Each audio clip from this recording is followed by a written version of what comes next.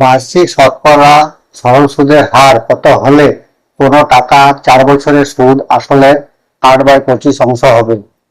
এরকম ধরনের যদি প্রশ্ন থাকে, সুদ আসলে এত অংশ, সেখানে 100 ধরে ধরে যদি করি তাহলে অঙ্কটা অনেক বড় হবে, কিন্তু এখানে কয়েক সেকেন্ডের মধ্যে অঙ্ক হয়ে যাবে।